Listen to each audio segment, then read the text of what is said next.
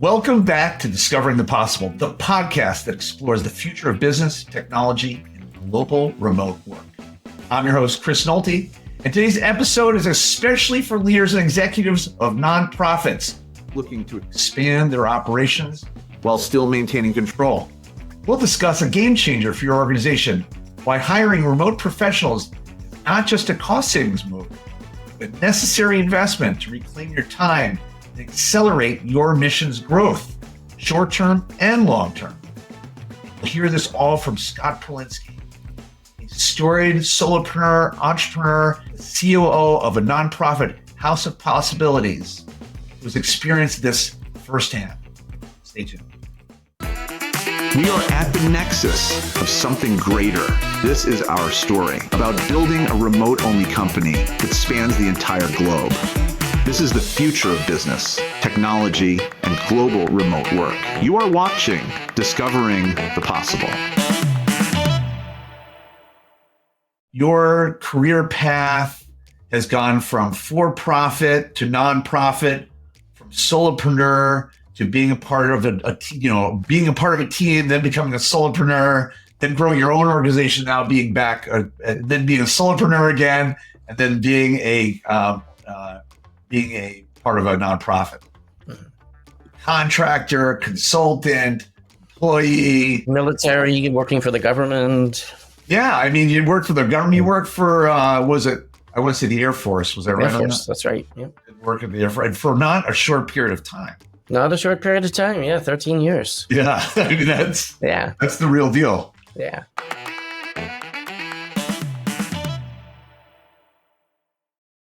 So so there's so much we can talk about AI and all that sort of thing. But one of the things that would be really helpful, and maybe we sort of, we could tell the story backwards a little bit. Because I noticed, and you told me that you're now the COO of House of Possibilities. That's correct. And that's an incredible organization. Maybe you could tell us a little bit about it. Sure. And tell us a little bit about your role there. And then we'll talk about your solopreneur gig. Okay. And then we'll try to package it all together. Okay. So go ahead. Okay. Yep. Well, House of Possibilities is an organization in Easton, Massachusetts that provides services to children and adults with intellectual and developmental disabilities like autism. It was started back in about 2009 and had, I think, 5 people came together to create this concept where people who were parents of children who were high needs and needed some time of their own, they kind of got together to figure out how to create a respite system. And they just knew the right people. They knew people from Stonehill College. They knew people with deep pockets, and they were able to build this beautiful house on the Stonehill College campus. And very quickly, they realized that they needed to add other services in order to really stay afloat and also to give meaning to the people's lives who were showing up. What are we going to do with them now, I guess was the question. And so there are just thousands of these organizations across the United States. I've worked for some of them, and they're not all the same. One would think that they would be the same because we're all doing the same sort of thing. But the truth is that these organizations vary in terms of professionalism and quality of service and ease of use. And really, this particular organization must have some secret sauce that works magic, because it is really an organization that provides very high quality services, very thoughtful, very forward thinking, an organization that embraces technology. And of course, the CEO is a big part of this, and she's a wonderful person who you also know. Yeah. And Katie is very forward-thinking and very into technology, but also data is really important to her. And so we just aligned on so many things. We met a couple of years ago and eventually found a way to be able to work together. And so my role here is to really give her the opportunity to be out of here, so that, she's the visionary. She knows what we need moving forward.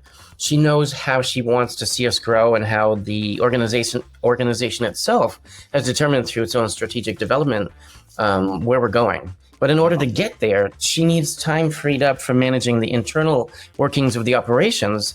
And so that's where I came in. And so now I'm taking over the day-to-day, and she's free to go out and about. I've been here officially in this role since October 1st. And since then, we've had 3 major deals pop up that we may be opening up 3 other locations. Whoa. So she's very quick. So when she had a chance to focus. That is fantastic. Congratulations. Yeah, thank what you. Great We're news. on leaps and bounds. And it's a great place. And it's close to my house, which is also kind of nice because I get used to working from home. It was kind of nice. Yeah. You're like, if I don't want to get to work from home, this is the next best thing. Absolutely. Yeah. Well, I can't help but notice also, though, that you have a very strong technical bent. True. And not only did you start as interim CTO, House of Possibilities, but you were a coder. You ran like install packages at Smith Barney way back when in the 90s. Yeah. Then you were like training in the Air Force on tech. Yeah. And you and I really bonded over AI. And Absolutely. You also have a side hustle or I don't know exactly what it is really. Actually, I'd be very interested in understanding how you're managing it. But, you're a solopreneur gig in talking and building tools and AI tools for, I guess, a variety of different constituencies, but mainly nonprofits. Is that right? You're getting close. Really and truly, I was a CEO for 20 years and moved into the COO role. But before I came over, I had already made a decision that I kind of wanted to get out of this business, and I really wanted to be my own boss. And that worked. I look at what happened. And so I started down this path. I went back to school, went to MIT to get some more education in artificial intelligence. It was absolutely fascinating. I wish I could just be in school full time. That's really fun too. Right. But the truth is I got pulled back in. I love Katie and I love the organization. And so I decided just to try to do both. Right. That's awesome. Yeah. And so what I'm actually doing is right now, my only project is I'm working for the ARC of Massachusetts, putting together, and the ARC, for those who don't know it, the ARC of Massachusetts is part of a greater national organization called the ARC of the United States. And they have many locations across the country doing the same sorts of things that we're doing here, but they also do a tremendous amount of my goodness, what do you call it when people go to lobby? They do a lot of lobbying. Yes. What is that word? Yes, you're like, wow, how can I forget? Yeah.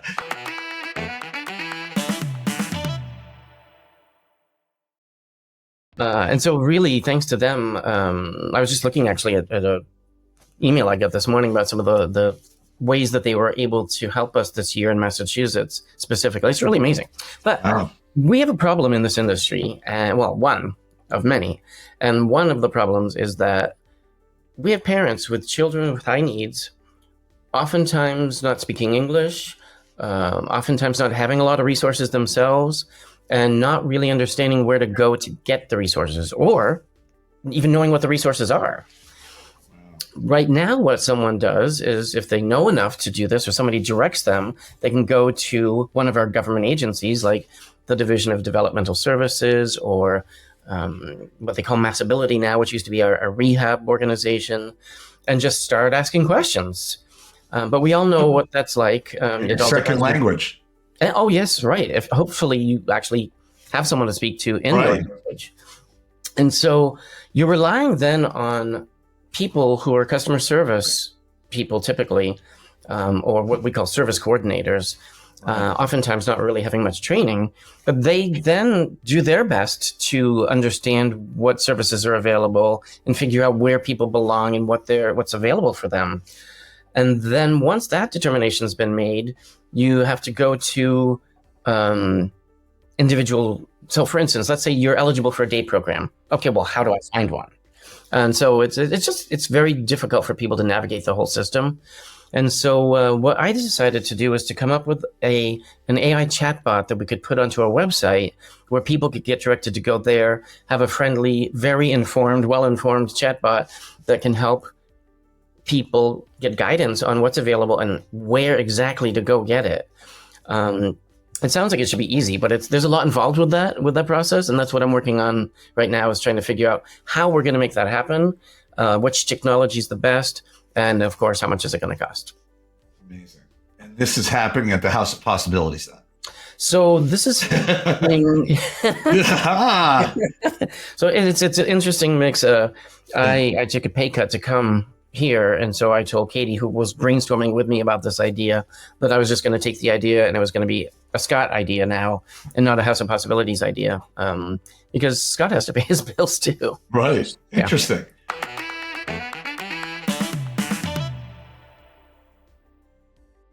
So this is an incredible, so you've created a really dynamic opportunity for yourself and for the House of Possibilities. Yeah. And for a constituency that you're going to create this great product for. Yeah. And you and I have talked about this before. We all have great ambition, but how do you do it? How do you scale your time? And what goes through your mind as someone who has gone through the ranks of many different organizations, when you think about your next chapter? And, let's start there. How do you do it? You brings up such a great question. I think we oftentimes joke with our friends and coworkers about if only there were more hours in the day, or Susie is such a superstar, if only we could clone her, Well, I had the opportunity to meet Katie, who then introduced me to you. Right. And I was just dumbfounded. I couldn't really believe that there were such a thing as virtual assistants who were so highly talented and affordable and easily accessible. It really has changed my life. I have to say. I totally get that, because that's how I started in this. Oh, I had that exact same experience. Okay. Yes. It's like we all started with, learning first by experiencing. Yeah. And I'm like, I can't unsee this. And oh my goodness, what an incredible opportunity. So, yes, when I met you, this was actually, I don't even know if you were probably still interim CTO at House of Possibilities, but you were very deeply active in a variety of different organizations at the time. Yeah. And that's when you met Vaughn. It is. So in addition to these two things, I'm the executive director of an organization in Arizona. Although I did give my notice, and this is my last month, it's a little too much. And I can tell you a little bit why later, because just as the kinds of things that I need to do for them are probably not the kinds of things I can pass off to somebody else. Right. And that's a good insight, because some things need to be executed by you. Yeah. But those are those are your highest and best uses. I mean, those are really high level tasks. Yeah. And you can only do so much of those, and you can't really scale. Then you have to start making choices. But sometimes you actually can offload some things. Absolutely. Right. And boy, do I. and probably more than you think. Yeah. I mean, when I started thinking of this segment, that you immediately came to mind as sort of the art of delegation and the artist of delegation, really. Someone who knows where they can train and hand off tasks. Also know when to trust people to do those tasks. How do you draw that line? When do you know when something is hand-offable and when it kind of the buck stops with you? Really, it's practice. There was a comment you made to me a long time ago about AI. Just use it, just start using it. And that's basically what I'm going to tell you about with the VA is just start. Of course, I've learned along the way that I think the best thing to do is to come up with tasks that I think are really manageable, that I know that they're likely to do well, and give them those tasks and then keep building on it. And when I realized how talented my particular VA is, whose name is Vaughn. I just started giving him more things. I would lay in bed and think, oh my God, I have to do this and I have to do that. And then I changed my thinking to, what can Vaughn do today?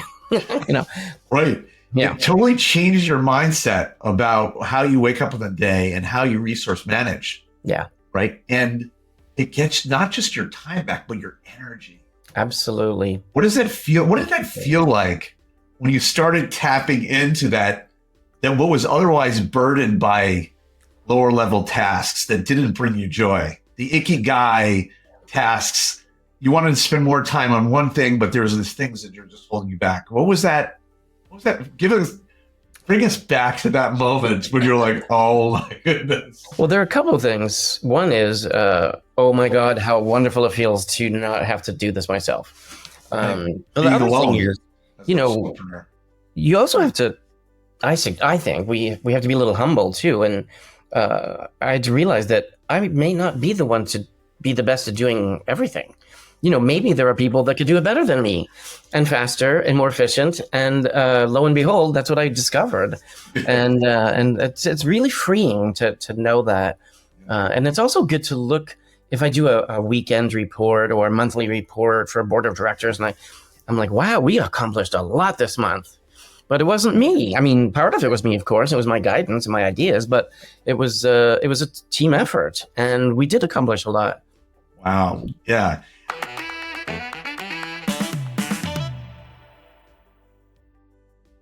It's funny. I was known in my prior life for saying it's just math. It's just math. But in a way, it is just math. It's like, what is your highest and best use? Where are you the most productive? And then where can you lay off these other things where maybe they're not as productive now, or maybe it's just sort of part of doing the business. And now you have direct access to all that time and energy that you just didn't have before. And it allows you to blossom and grow and have bigger ideas. But then you start thinking about working on the business and not in the business. And I have to imagine that's true in a nonprofit too. Yeah. Who in a way is like a solopreneur in that they're resource constrained. Can you maybe talk us through that a little bit and how your solopreneur brain may change the way you think about the nonprofit space and your day job now as COO? First, I want to give the example or speak to the example I gave earlier of Katie now being able to focus on other things. And within just a couple of months, we have all these opportunities that we're looking at.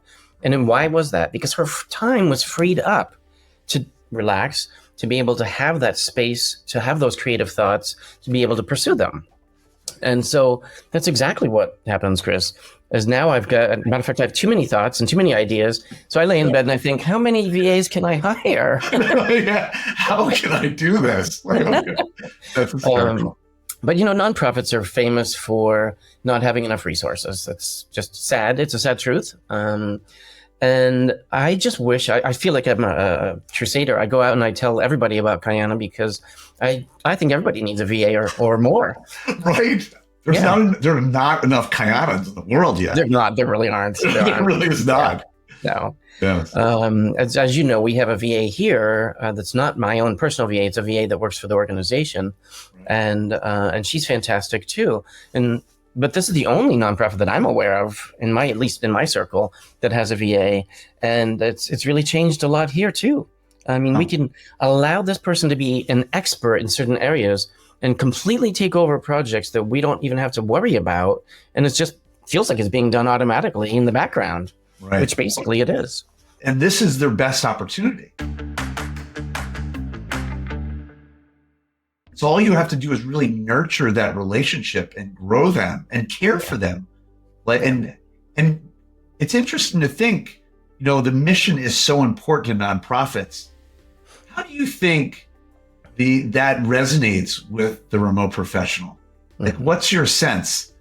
Do you think that Frajane and Vaughn really kind of catch the vibe of the mission? Do you think it's I don't know Frajane as well as I do know Vaughn, but I feel like Vaughn has been completely accepted by other team members of mine, and they consider him a team member.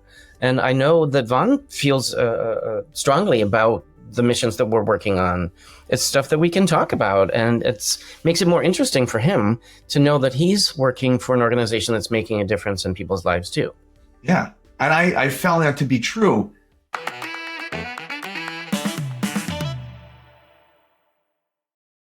That's actually a Filipino trait that I love.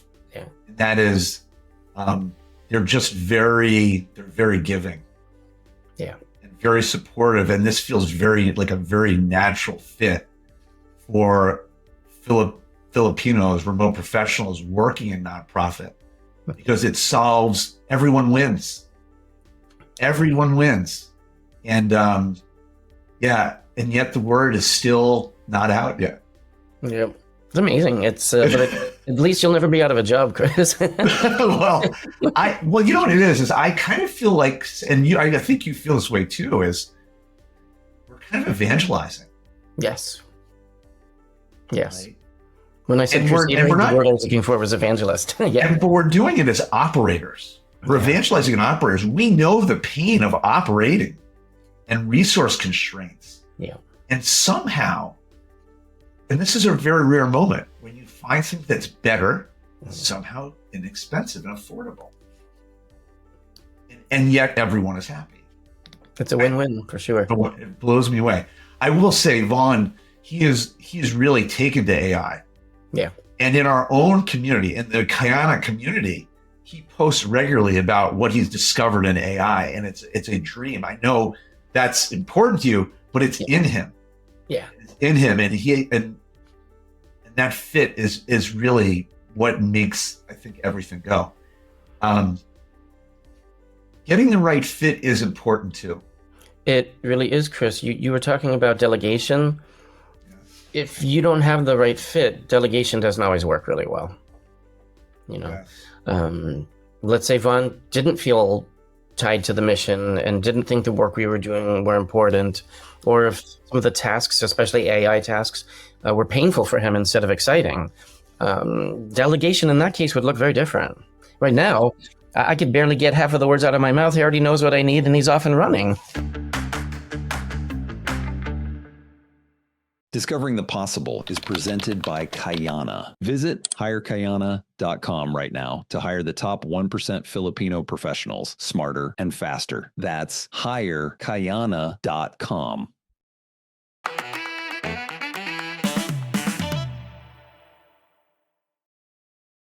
Right. Isn't that amazing? Yeah. You know, that fit is so important. That chemistry is so important. Yeah. But it's not just a one-way street. It's a two-way street. Yeah. And it's also an organizational sort of dynamic too, because you want people to accept the person. Admittedly, they're 7,000 miles away. That has its own challenges. But at the end of the day, people are just people, right? You know, we put labels on, there's been times when I've been with prospective clients and like, how do I manage this virtual assistant? I said, well, you worked with people before, right? Yeah. And they go, yeah. I'm like, well, we've been in COVID. You manage remotely, right? Yes, I have. But it still requires the person, the client, to be good at delegation, to understand. And I'm curious. It seems so natural to you, but I'm sure you've met a lot of people where delegation isn't sort of part of the DNA. Like, yeah. How would you advise that person about how to think about delegation? And then maybe take another step and say, and how does it change with AI? Because that's another sort of delegation, right? Yeah. And then maybe what's that alchemy look like between AI, a remote professional, and you and your ideas? Like, what would you say? How would you advise people? Because this is a hard one. It is a hard one. If you solve this one, by the way, that's you've solved it all. Because that's the next 10 years. It is. I'm glad we're talking about it because it's something that I need to do with a couple of people I'm working with right now who seems challenged by delegation. And so what I'm trying to do is to give them a taste of what it feels like to have somebody else helping. Because I think it's going to be the same for them as it was for me, that as soon as you understand that there is somebody else out there capable of doing it, maybe not 100% of the way that you might do it, but at least a good enough kind of a thing where either you could give them course corrections and they can continue to fix it and improve so that future output is better, or they either just completely get it right off the start, and that frees up your time to be able to work on other things. And I think that that's really the key, is giving people those experiences of freedom. Can you imagine you've got a whole bunch of Christmas shopping to do, and here comes Christmas and I'm busy at work.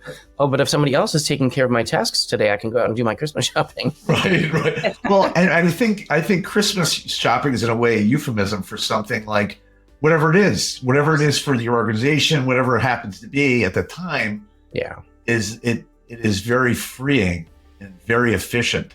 I've also seen situations where we've matched remote professionals with clients and we've made them better because the matching was the piece they were missing to being truly great.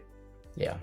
There was a sales trainer we were working with who lacked the executive skills to be fully organized and on top of the game. Okay. Part of it might have been they were just too stretched. They didn't have enough hours in the day to both dedicate themselves to their craft and to do all the administration around it. But the world told us, starting in 2000, that we don't need administrative help. We are our own administrators, right? And that's a false promise, because give me 40 more hours a week and really sort of mold complementary skills and maybe even advanced skills around this person. Now you have superstars. You have outrageously good people. One of our clients the other day said, "This person is going with me everywhere." Yeah. They are part of me. They weren't even claiming as a resource of the organization. They're claiming a resource for themselves, which is so wild. I'm like, wow, this is a partnership of beyond partnerships. That's amazing.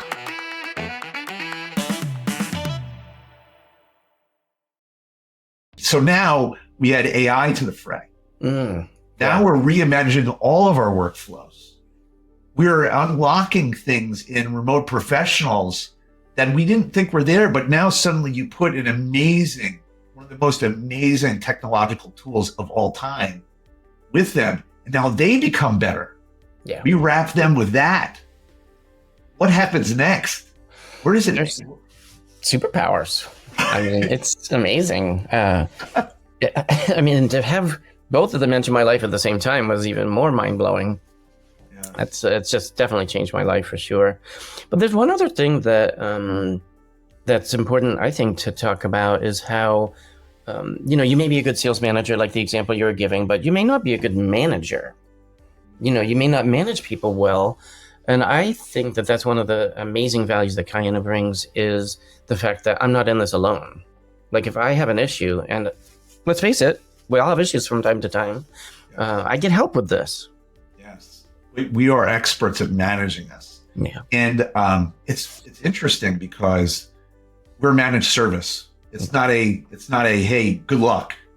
And we're very incentivized, but it's also with an ethos and a culture that is very nurturing from both sides. And so we're constantly reminding people, like, if something's not right or it doesn't feel right, don't explain it away like we do so often. Say, it's not right. Call us, ask us. Yeah. And that's true for the remote professional as well. Because they're not alone. They don't feel as distant. They have a helping hand in sort of thinking through issues. Yeah. Now, I take a personal interest in all of our clients. I kind of think of it as like my opportunity to consult people for no money, because I kind of wrap my time around this business, and then I just get to engage and sort of freely share and sort of explore ideas. One of the things I'm doing, and you're going to be interested in this, because it was your idea. Oh. No, and that's experiment. Okay. But one of our other clients is a nonprofit, and she's looking to get help on grant writing and developing her fundraising. Yeah. And you said to me, you're like, Chris, you cracked this nut of training remote professionals to help and assist in development. Yes. You will have solved a really big problem. And so what I said off the cuff, I committed to this yesterday, by the way, is that I will meet with you every week for half an hour. Okay. And we are going to find a way to perfect using remote professionals to be development execution people. Wow. Okay, now, this is your idea. So you're welcome into the room on this. This is just it's an adventure and a opportunity to make a difference. If we can figure this out, I'm excited because now we solve a lot of problems for a lot of nonprofits. And I do believe it's just like the executive director who's running a small nonprofit who just doesn't have the bandwidth to actually do the fundraising that they so desperately need to build the mission that they so desperately love. And they can now just be the closer. They can just be directing traffic. But now we have to sort of figure out the tools. We still have to do that. We need to create those focus groups so those nonprofits to tell us exactly what they want. You're invited. You're a part of it. You're in.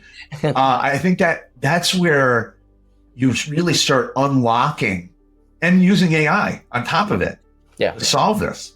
Yeah. We can really unlock a tremendous amount of value for nonprofits. And I can't wait to see what happens. Yeah. It's an experiment, but it's a worthy one. That's and then exciting. we can share it.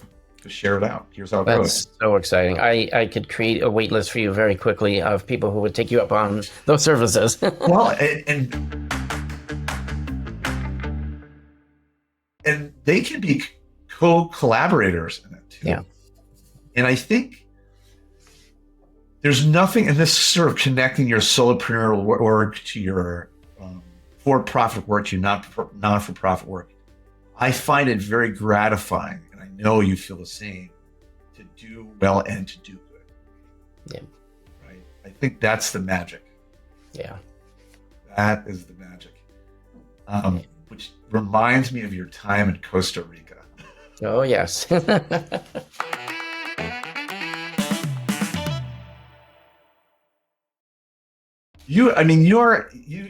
when you reflect back on all of your experiences, what were your most seminal experiences? What has made Scott who he is today?